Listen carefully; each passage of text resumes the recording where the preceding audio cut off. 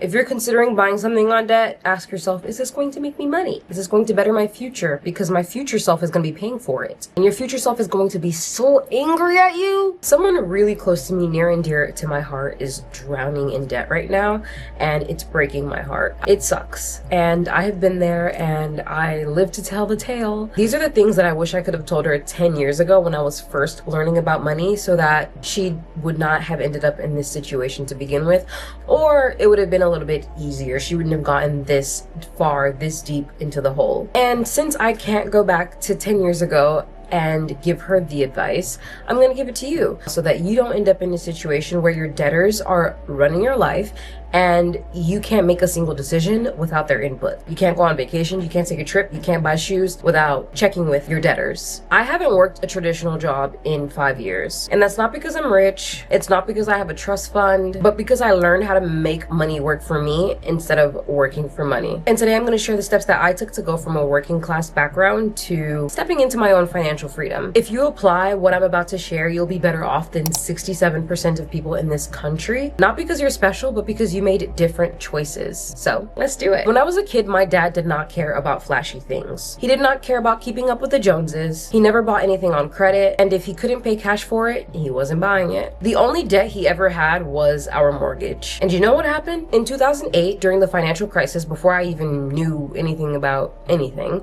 I was literally a kid, the banks threatened to take our home. And that taught me something crucial, because even the most normalized debt, the one that everybody says is okay, is still risky business, is still dangerous. Right now, the total US consumer debt sits at about $18 trillion. That means 18 trillion US dollars are being charged 22 to 25 to 26% interest every single month. I should open a bank.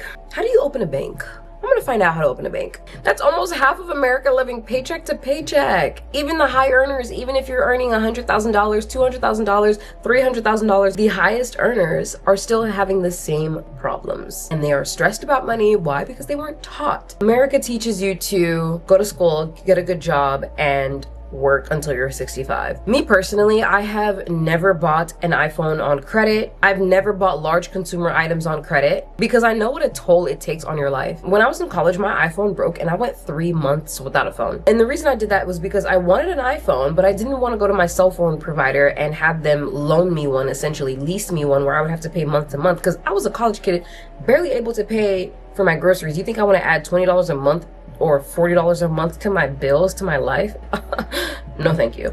So I just saved up. I was like, well, we're just gonna save up and get a used iPhone. So all of my iPhones until the iPhone 13 Pro Max were used. The first iPhone I ever took the plastic off, I opened it brand new, everything was spick and span, I took the plastic off of the screen, happened in 2022. And I've had iPhones since the iPhone 4S. I have been buying them on eBay or Swappa my entire life. And I'm okay with that because that mindset got me to where I am today. And I'm here to tell the story to help you. So I took the principles and values that my working class parents taught me, like never buying things on credit, and decided to compound that. We got some clever wordplay going on because my parents were not investors. They didn't know anything about investing, and they still don't. I'm teaching them a little bit, but I spent the first half of my 20s learning about it. I put money into investments, I lost money, I gained money, and through that, I learned the most important lesson, which is the wealthy do not work for money. They make their money work for them. They take their money and make their money go have money babies. Meaning they have $1, they put it in the market, that dollar makes a couple cents, keeps that in the market, that dollar with the cents make more sense and more sense until dollars happen, and then dozens of dollars and hundreds of dollars and thousands of dollars, and before you know it, you've cracked the code. Make your money work for you. That is the difference, and that is how you free yourself from the shackles of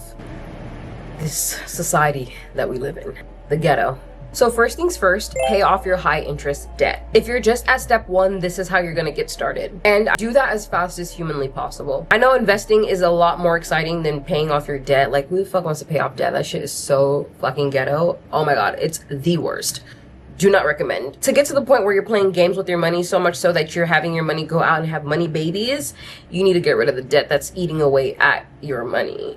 Because compound interest is the 8th wonder of the world. Those who get it get wealthy. Those who don't are slaves to the system, because every time your money compounds in the negative direction, aka interest, you're losing. It doesn't look like you're losing now, but the battle gets harder and harder to fight the longer you stay in it. And with investing, compound interest is working in the other direction. It is working by giving you appreciation of your money. The money you have in the market, the money you have in your stocks or in your business is multiplying on its own without you having to do anything. You're making money while you're sleeping. Like that's the cheat code. Make money while you sleep. So yes, it is more glamorous to just jump straight into making money, but pay off your high interest credit card first. So if you're paying off a 24% interest credit card and you're trying to make 8% in the stock market, the math is not computing.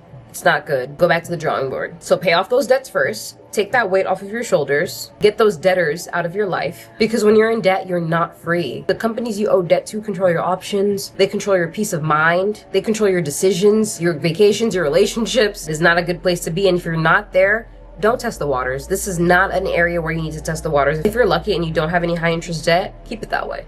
Let's move on to step 2, which is to invest your money. Make your money work for you. Make your money go out there and have money babies so that they can bring you the babies. These are the only babies I like, money babies. Money babies are my favorite fucking babies. I'm not a financial advisor. I'm just telling you my experience, and you're probably gonna lose money when you invest. Like that's the game we're playing.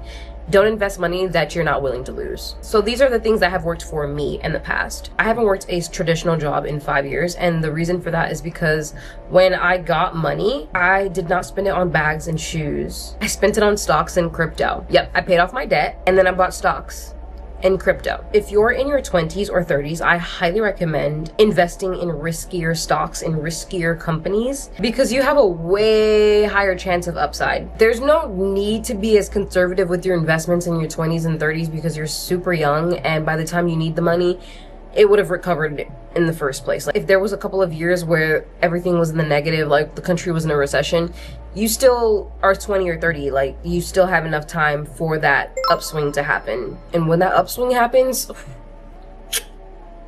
girl, the money just looks, it just looks good. It just looks right. I'm a very risky investor, so don't listen to me, but there was a point when I was on Wall Street Bets, which was in 2021. It's a Reddit thread that was super popular during like the GameStop stuff that was happening, and I was just putting money everywhere. I would go on a couple of threads, and if I saw a stock that was like, oh yeah, these people are like, yeah, this is gonna be great, I put money in it. I was just putting money anywhere. Like I was literally putting money anywhere. It was kind of insane. I was like, let me throw the ball at the wall with my money. I watched a YouTube video from a channel that said the top 10 stocks to invest in right now. And it was one of my favorite channels. I can't remember the name of the YouTube channel. They created a video where they named the top 10 companies to invest in right now. And the video was on the list. And I bought over a dozen shares of NVIDIA when they had put that on the channel. And that definitely paid off. Same thing with Palantir. Palantir was on Wall Street Bets, and I was just like, I bought that shit at like 20 something dollars. So I was like, yeah, let's go for this one. Fuck it, like who cares? That also paid off.